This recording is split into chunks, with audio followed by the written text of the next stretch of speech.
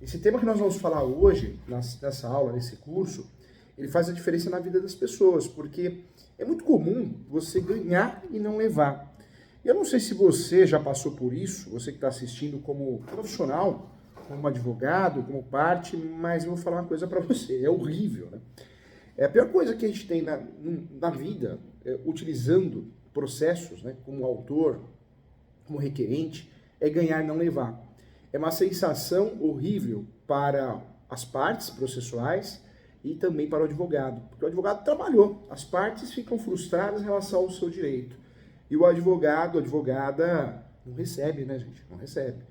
E muitas vezes a gente não recebe porque não sabemos conduzir. É muito fácil fazer uma petição inicial, copia e cola no Google, distribuir uma ação.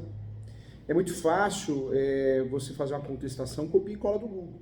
Agora, fazer algo bem feito, artesanal, com cuidado, com amor, com carinho, atento, tocar a fase de cumprimento de sentença, tocar muito bem a fase de execução, fazer um recurso, uma sustentação oral, entra essa parte mais complexa. Então, vamos lá. Nesse momento, a aula de hoje, o curso de hoje, é para destravar a sua execução. Quando eu falo de execução, cumprimento de sentença também. Eu quero que você aprenda todos os segredos na prática. Eu quero que você aprenda a trabalhar com a execução. Vamos juntos? Então, promete, professor, que você vai prestar atenção, acorda aí, presta atenção na aula que vai fazer a diferença na tua vida. Vamos lá. Vamos começar do começo. Nós temos 3 procedimentos. Procedimento comum, que é o mais utilizado. Procedimento 2, que é o procedimento especial. Algumas ações são de procedimento especial. E o procedimento terceiro, procedimento de execução. No antigo Código de Processo Civil ainda existia o procedimento cautelar. Hoje não existe mais. Só são 3 procedimentos. Vou repetir. Conhecimento, procedimento especial e procedimento de execução. O procedimento comum é o mais demorado, mais cansativo, porque eu vou fazer uma inicial, a outra parte tem o direito de fazer a defesa, vai ter audiência, ou se não tiver, vai ter aquela fase probatória, postulatória, instrutória, ou seja, é o procedimento mais demorado. Quando dá para a gente fugir desse procedimento, o comum, que é o mais utilizado, temos que fugir, gente. Temos que fugir porque, de fato, é o mais demorado, mais cansativo. Nós só vamos usar o procedimento comum quando não tem jeito, porque ele é residual. Quando eu não tenho uma ação de procedimento especial, quando não dá para mim usar um procedimento de execução, eu tenho que usar o que tem. Mas quando dá para fugir, nós vamos fugir. Combinado? Acho que é o primeiro detalhe do nosso curso aqui de Destrava e Execução, porque você só usa o procedimento comum quando precisa, quando não dá para fugir dele, senão a gente vai fugir, vai cair fora. O procedimento de execução, o que eu quero trazer para você? Eu só posso usar quando eu tenho um justo título de boa-fé. Quando eu tenho um justo título de boa-fé tem a ver com o curso campeão. Quando eu tenho um título executivo extrajudicial. Quando eu tenho um título executivo extrajudicial, eu vou usufruir sim do procedimento mais rápido, o turbinado, que é o procedimento de execução. O título executivo extrajudicial é um documento que eu consiga provar para o Poder Judiciário que existe uma dívida, e essa dívida está vencida. Existe uma dívida e essa dívida é líquida e certa. Se tem dívida, ela está vencida, claro. Quando nós falamos dessa possibilidade de utilizar esse procedimento, é o melhor dos mundos, né, gente? Porque nós vamos começar no segundo tempo do jogo. Eu trago como analogia, para ficar bem didático, acho que seria uma forma mais didática. Um jogo de futebol. Nós temos 2 tempos, primeiro tempo e segundo tempo. Imagine só um jogo de futebol que não tem o primeiro tempo, que você já ganhou. Você só vai administrar o jogo. Não é bom? Para o seu time? Para quem gosta de futebol? Começar no segundo tempo, ganhando e só administrar. Só não tomar gol. Mais ou menos isso. Cuidado, ação de cobrança é procedimento o quê? Comum. Ou seja, se eu faço uma ação de cobrança, eu possibilito a outra parte apresentar uma contestação. E aí vamos ter um julgamento. Se eu ganhar o autor da ação de cobrança, eu vou pedir o cumprimento de sentença. Olha o tempo que eu vou perder. O procedimento de execução não tem isso, não tem a primeira fase de conhecimento. Eu já vou direto cobrar aquilo que me devem. Vou pedir bloqueio de conta, penhora, é diferente, é muito mais rápido. Eu só não uso a execução, o procedimento de execução, quando não tenho um justo título. Estou com o justo título na cabeça porque atendi uma cliente agora. Eu não tenho o título executivo extrajudicial. Então, cuidado, tá? Título executivo extrajudicial é o portal de entrada para utilizar dos 3 procedimentos o procedimento mais rápido, mais célere, porque eu vou buscar nessa ação receber de forma rápida. Bloqueio de conta é direto. Então, ponto importante. Cuidado, nós temos o procedimento de execução e temos o cumprimento de sentença, que é a fase de execução, como nós apelidamos. A fase de execução, gente, é uma fase que nós vamos buscar receber aquilo que nós ganhamos em primeiro grau. Essa fase de execução é a chamada cumprimento de sentença. Então, muito cuidado em relação a isso. Vamos começar do começo, tá?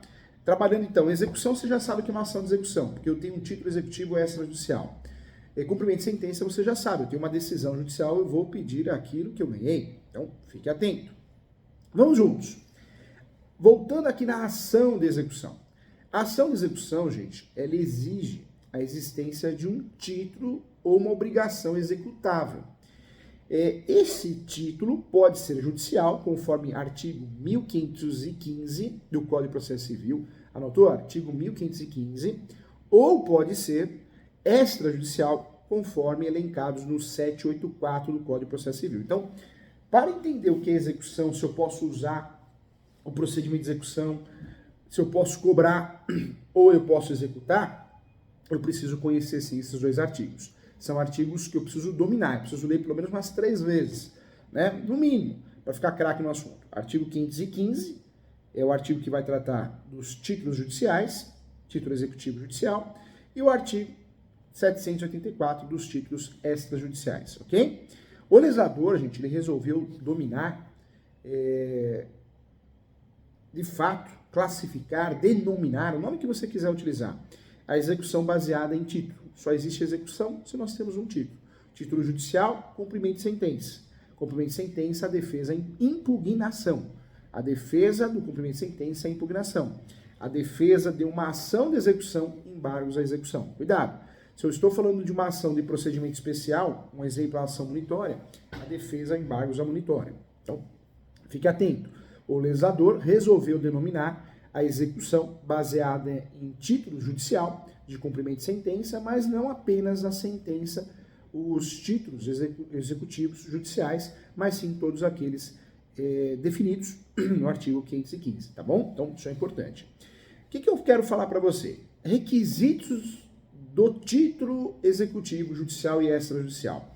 Os artigos 783 e 785 do Código Civil dispõem que a execução para a cobrança de crédito vai fundar-se sempre em um título de obrigação. Essa obrigação tem que ser certa, anota aí, certa, líquida e exigível. Certa, líquida e exigível. Então, isso é muito importante. A liquidez, gente, eu falo no meu livro, nada mais é que a exata quantidade da obrigação. O quanto, né? O quanto deve. A certeza, a exposição da obrigação no título, com exposição do devedor, qual a obrigação e requisitos da lei. E a exigibilidade é a obrigação que deve estar apta a ser exigida pelo artigo 786 do Código de Processo Civil. Então, isso é importante. Dentro desse estudo nosso, para que possamos destravar a nossa execução e entender de verdade sobre esse ponto que muito advogado não entende, é onde o advogado trava, eu trago também a responsabilidade patrimonial. É um estudo que nós temos que fazer. A responsabilidade patrimonial é tão importante que chega a ser um princípio, reconhecida como princípio. E tal princípio pode ser extraído, inclusive, do 789 do Código Civil, artigo 789. O que diz o artigo 789? O devedor responde com todos os seus bens, presentes e futuros, para o cumprimento de suas obrigações, salvo as restrições estabelecidas em lei. Ou seja, não existindo pagamento voluntário, a forma de alcançar a satisfação do crédito será infletir, sim, sobre o patrimônio do devedor, ok?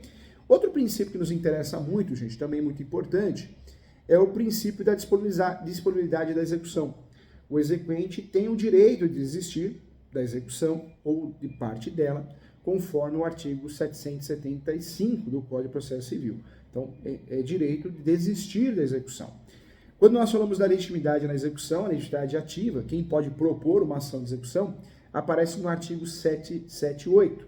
O artigo 778 do Código de Processo Civil esclarece muito bem que pode promover a execução forçada, o credor a quem a lei confere esse direito, né, o título executivo, o Ministério Público, nos casos previstos em lei, o espólio, os herdeiros ou os seus sucessores, os sucessores do credor, sempre que por morte destes, né, ou for transmitido o direito resultante do título, o cessionário, quando o direito resultante do título executivo for transferido por ato entre vivos, o subrogado, no caso de subrogação legal, e também a sucessão prevista no artigo 1º, que independe de consentimento do executado, tá bom?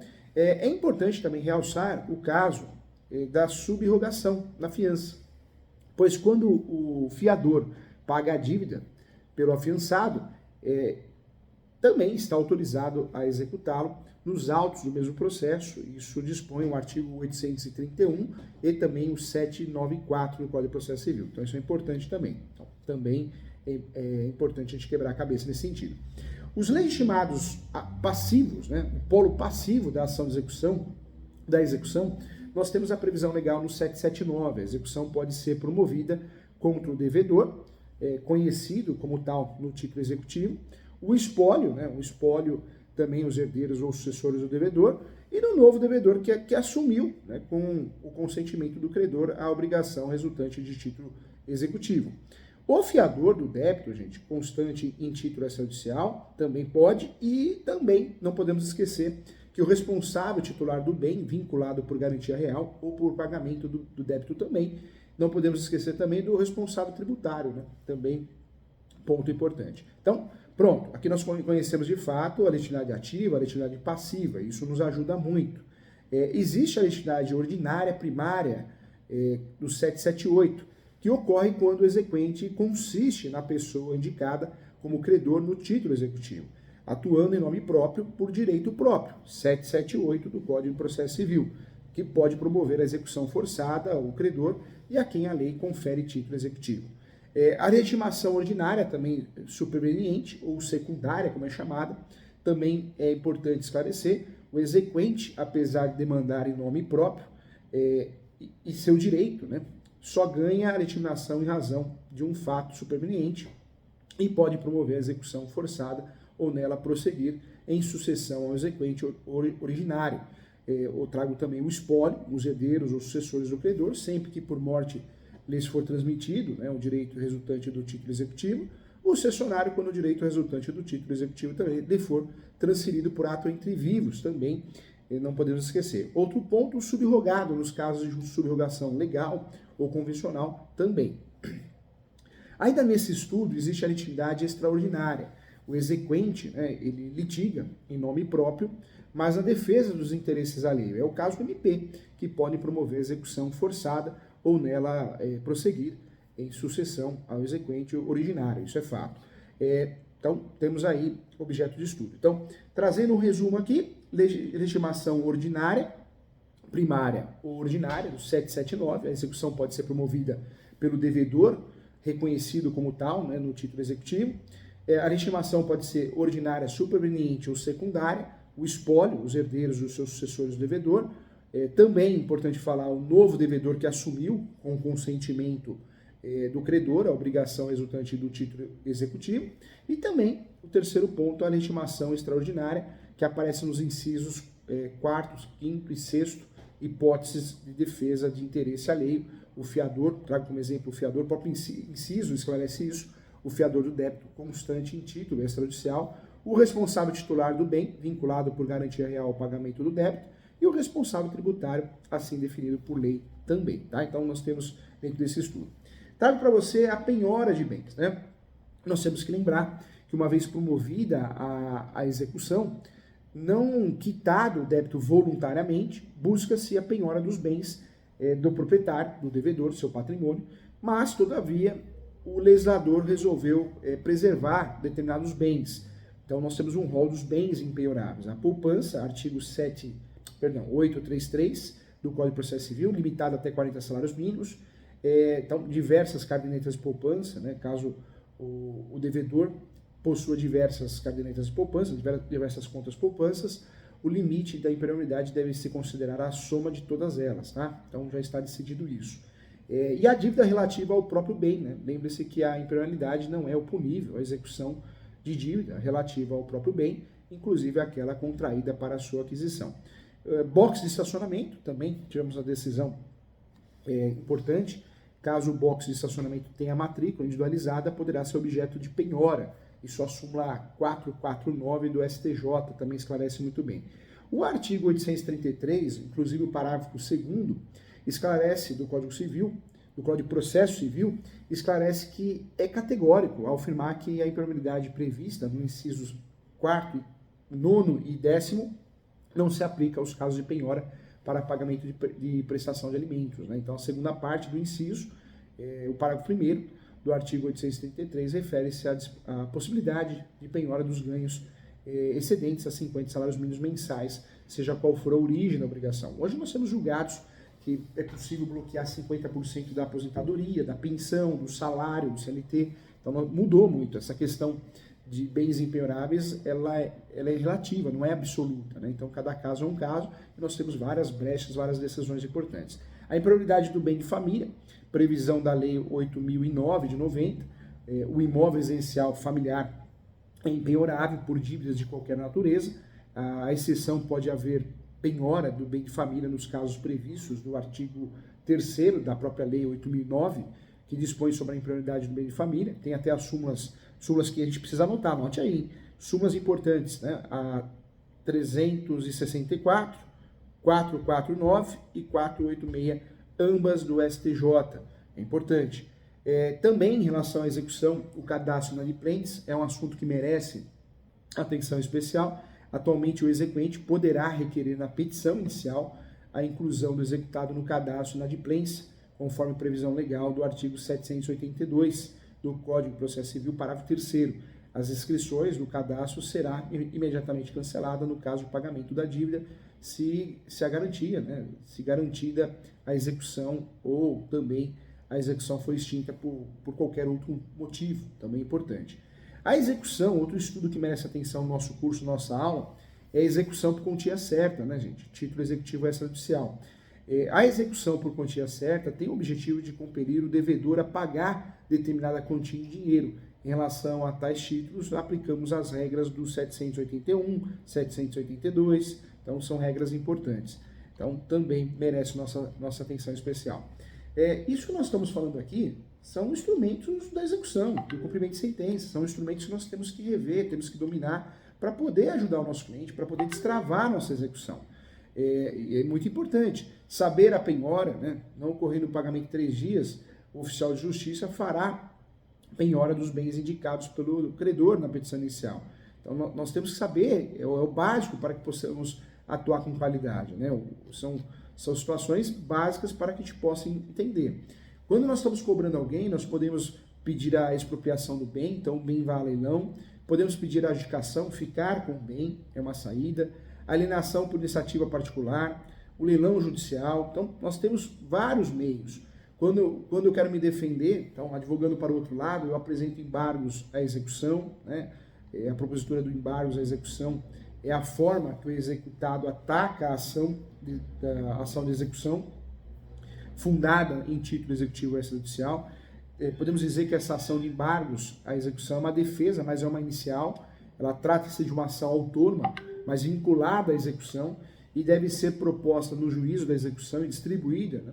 A distribuição, e deve ser por dependência, com tramitação em autos apartados, e tem natureza de ação de conhecimento a que se presta, né, para desconstituir ou declarar a nulidade na existência do crédito. Eu trago também que o CAPT do 914 previu a possibilidade da interposição de embargos independentemente de penhora, depósito ou caução. Isso é importante a gente lembrar também. O prazo para apresentação de embargos é de 15 dias, conforme o artigo 915, observando o 231 do Código de Processo Civil, que fixa as regras de contagem. Então, é importante. Não se aplica aos embargos à execução o prazo em dobro para desconsórcios com advogados distintos, de escritórios diferentes. Então, isso é onde pega muita gente. Cuidado. E aí eu trago também, dentro desse estudo, vamos relembrar aqui, que caso o executado reconheça o crédito do exequente no prazo de embargos, que é a defesa da ação de execução, no prazo de embargos, e comprove o depósito de 30%, eu pago 30%, isso é o chamado parcelamento legal. Existe um parcelamento legal. Deposito 30% do valor que eu estou devendo, acrescido de custas e honorários, eu posso requerer o parcelamento do restante em até 6 parcelas acrescidas da correção monetária e juros de 1% ao mês. Isso aparece no 916. Esse é o parcelamento que é de direito do devedor. Não é que o credor pode aceitar ou não. É um parcelamento legal, de direito. Então é importante sempre lembrar. Em relação aos efeitos, né? O artigo 919 do Código de Processo Civil prevê que os embargos à execução não terão efeito suspensivo, ou seja, prossegue a execução e como forma de exceção poderá ser concedida, né, tal efeito para suspender a execução, desde que presentes os requisitos do 919. Então, importante. A impugnação, conforme o artigo 920, inciso 1 do CPC, recebidos os embargos, o exequente será intimado para impugnar em 15 dias. Então, é a regra, né, do contexto. A execução de título judicial, ou seja, execução de título judicial é cumprimento de sentença, né? Nós temos um regramento que temos que lembrar também. O cumprimento de sentença é porque tivemos uma ação de procedimento comum. Então, tivemos toda aquela fase de conhecimento, teve a decisão, agora eu vou pedir o cumprimento de sentença dessa decisão, vou pedir que seja cumprido aquilo que eu ganhei, diferente da ação de execução que eu já entro no segundo tempo. Cumprimento de sentença, eu tenho os 2 tempos do jogo, o primeiro e o segundo. O segundo foi muito bom para mim, eu ganhei, então eu vou para o cumprimento de sentença. Então, cumprimento de sentença diferente da ação de execução. E cumprimento de sentença não é embargos à execução igual na ação de execução. Cumprimento de sentença, a peça de defesa e impugnação. O cumprimento de sentença, gente, ele é utilizado quando o credor tem um título executivo judicial, um rol de títulos executivos judiciais, no 515. E para que seja iniciado o cumprimento de sentença, é necessária a presença de 3 requisitos. Anote aí. Primeiro requisito, título executivo judicial, ok? Segundo, inadimplimento do devedor, que tem um pagamento voluntário, e existe o parcelamento legal. Então, não pagou, inadimplimento do devedor. Terceiro requisito, iniciativa do exequente. Artigo 513 do Código de Processo Civil. Então, para fazer o cumprimento de sentença, 3 requisitos. O título executivo judicial, a sentença, normalmente, a inadimplência do devedor, não pagou, de forma voluntária nem parcelou, e a iniciativa do exequente. O exequente não pode ficar esperando achar que o juiz vai dar andamento, tem que fazer uma petição que chama cumprimento de sentença, inclusive com uma tabela de cálculos. Então, importante, 513. É possível fazer o cumprimento de sentença, gente, em decisões interlocutórias, e eu trago como exemplo fixação de liminar de alimentos, cumprimento de sentença provisório, quando a decisão exigida ainda pode ser modificada, e ainda o cumprimento de sentença definitivo, sentença já transitada e julgada. Nos termos do 515, são títulos executivos judiciais as decisões proferidas no processo civil que reconheçam a exigibilidade da obrigação de deparar com o dia de fazer, de não fazer ou de entregar coisa, tá? Então, importante aqui. Dentro desse estudo, nós separamos bem o que é cumprimento de sentença e o que é ação de execução. Ainda no cumprimento de sentença, existe um termo que nós temos que relembrar, que é o cumprimento de sentença de quantia certa. Para que o cumprimento de sentença seja iniciado, é necessária a manifestação do credor através de petição nos mesmos autos, requerendo a intimação do devedor para que efetue o pagamento dentro do prazo legal, que é o prazo de 15 dias. Tá? Então, quantia certa. A impugnação do cumprimento de sentença é o meio, é a defesa, né? É o meio adequado de defesa do devedor ao cumprimento, no cumprimento de sentença do título executivo judicial. Então, artigo 525. Então, muita atenção em relação a isso. É importante lembrar também que o cumprimento de sentença contra a fazenda é o município, o estado cobrando, a fazenda, a gente chama de fazenda pública, né? Por isso tem a justiça da fazenda, as varas da fazenda, são varas especializadas, onde o autor ou o réu da ação é o estado ou o município. Então, constituído, né, o título judicial contra a fazenda, o cumprimento de sentença deve constar cálculo discriminado do valor do débito de acordo com os requisitos previstos no 534. A fazenda será intimada na pessoa do seu representante judicial. Então, cuidado. Falou em execução de fazenda é outra coisa, tá? Então, muita atenção em relação a isso. Tanto é que a execução contra a fazenda tem regramentos 910 do CPC. Então, cuidado. Nomenclaturas importantes, fraude à execução, fraude contra credores. Para que possamos ser expert, de fato, em execução, precisamos conhecer isso. A fraude contra credores é o defeito do negócio jurídico previsto no artigo 158 e também 165 do Código Civil. Ocorre fraude contra credores quando o devedor se desfaz do seu patrimônio antes de iniciado o processo judicial, que não precisa ser necessariamente uma ação de execução, ficando totalmente insolvente para adimplir as obrigações assumidas. Para atacar a fraude contra credores, gente, nós temos que lembrar aqui que é possível se valer da ação chamada pauliana ou ação revocatória, tá? Revocatória, com o objetivo de anular o negócio viciado. E deve-se provar na ação, isso é muito importante, que o devedor, o terceiro adquirente do bem, tinha os bens, os bens e de fato tinha a intenção, o objetivo de fraudar o adimplemento do débito. Essa é a ideia, né? A ação deve conter o pedido de nulidade da transferência dos bens. Diferentemente da fraude contra a execução, que é uma situação que atenta contra o credor e contra o Poder Judiciário, já que a alienação dos bens ocorre somente após a ciência da ação de execução. O pedido de reconhecimento de fraude contra a execução poderá ser feito através de petição, seu reconhecimento poderá ocorrer nos próprios autos da ação de execução, tá bom? Isso é importante. Tema novo, vamos lá, agora sim, hein? Presta atenção aqui, ó, volta para cá. Temas novos aqui. Então, dentro dessa revisão que nós fizemos, agora não erramos mais, pontos importantes, eu trago aqui o protesto da decisão, né? A possibilidade de protesto da decisão judicial em trânsito julgado está prevista no 15.7. Então, você que é advogado, advogada, você pode pedir o protesto, pode e deve pedir o protesto e a inclusão no cadastro inadimplentes. Então, duas ferramentas para forçar o devedor a pagar. Uma, então, é a possibilidade do protesto da decisão e a outra é a possibilidade da negativação do nome do devedor. Além do protesto, o CPC prevê a possibilidade de negativação do nome do executado no cadastro dos inadimplentes até que efetive o pagamento do valor que garanta o cumprimento de sentença ou até que o processo seja extinto, conforme o motivo, o 782 esclarece isso, tá bom? Nós temos algumas situações que podemos pedir a suspensão. Agora voltamos a advogar para o devedor. A suspensão da execução pode ocorrer conforme 921 e 923 em diversas situações, né? Então, nós podemos pedir a suspensão também.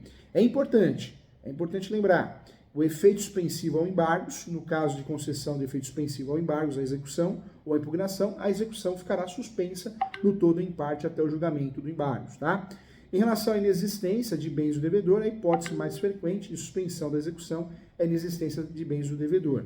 E o parcelamento do débito, né? Com o parcelamento do débito, previsto no 916, a execução também deve ser suspensa até o adimplemento das parcelas. A extinção da obrigação, os motivos que levam à extinção da obrigação, aparecem no 924 do Código de Processo Civil. Existe também a desistência da ação de execução, ou a desistência de embargos, ou da impugnação. Isso aparece também no 775 do Código de Processo Civil. Não poderíamos deixar dentro dessa revisão de mencionar a exceção de pré-executividade. Apesar de ser um instrumento fraco, café com leite, existe uma discussão se o novo CPC permite usar ou não, vamos trazer aqui. A exceção de pré-executividade é apresentada através de simples petição a ser juntada nos autos, alegando a nulidade da execução em virtude de um dos motivos do 803. Não é permitida a produção probatória na exceção de pré-executividade, por isso é uma ação complicada, porque ela é fraca, não tem instrução probatória, e caso seja acolhida a exceção de pré-executividade, apesar de ter discussão se ainda existe ou não existe, de fato, o exequente deve ser condenado ao pagamento de honorários. Tem até um RESP, o 664078, que decidiu já essa questão. Que revisão, hein? Que revisão!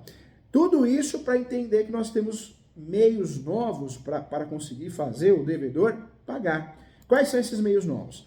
A grande novidade, que é o pulo do gato no nosso curso, é o Sniper, né? O Sniper é a grande novidade. Por quê?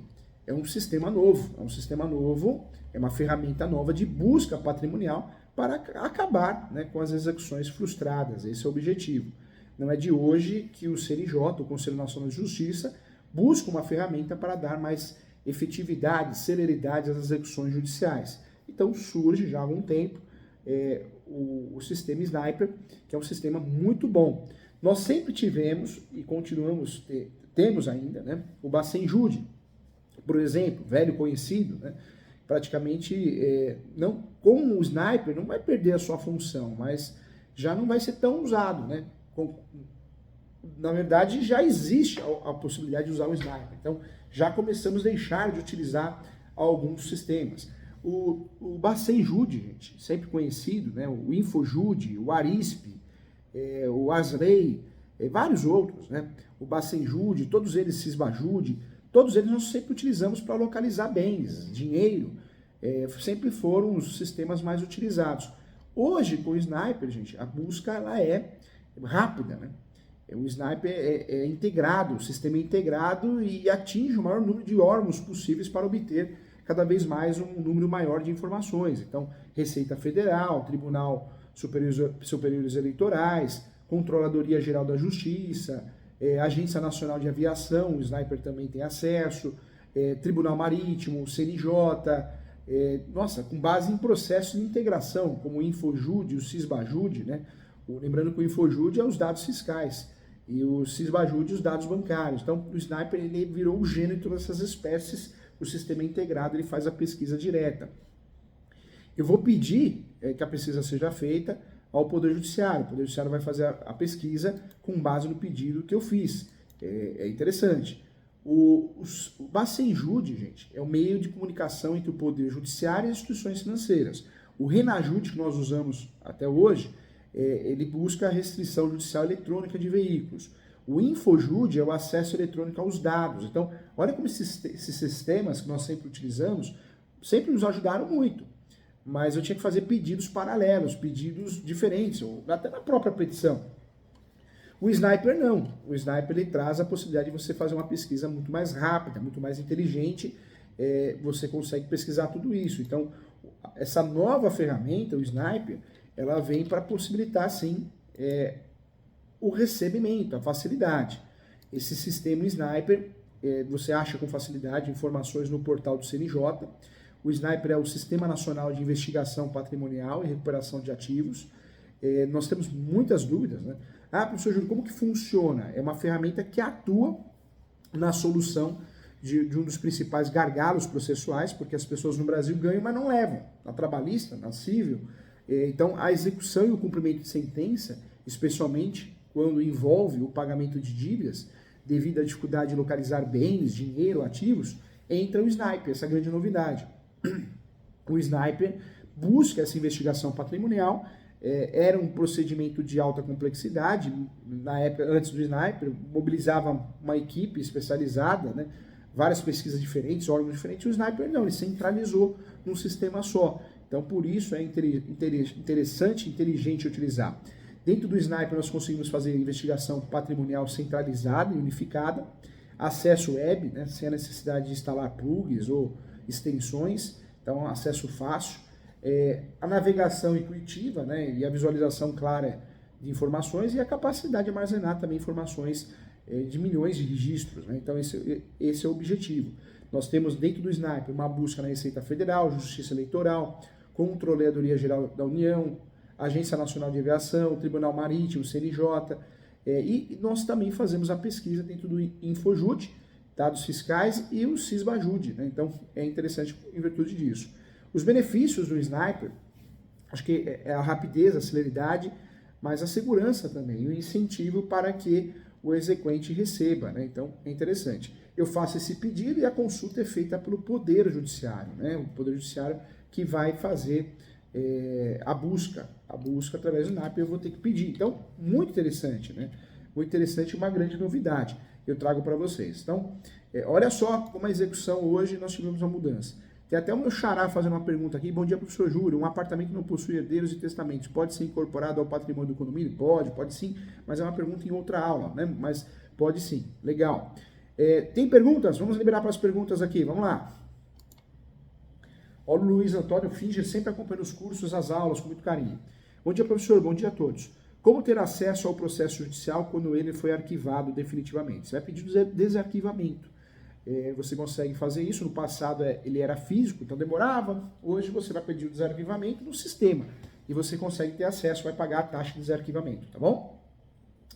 Legal, gente. Mais uma aula, mais um curso para você, com muito carinho. Peço a você que estuda que a vida muda. Leia meus livros, vários livros da editora Mizuno, Direito Imobiliário de AZ, Direito Civil, Manual Doutrinário e Jurisprudencial. Tem vários livros importantes. mas também estude. Entre no site www.portaleso.com.br, vários cursos. Sou professor e coordenador de algumas pós-graduações de Direito Notarial e Registral, Direito Imobiliário, Direito Civil e Processo Civil.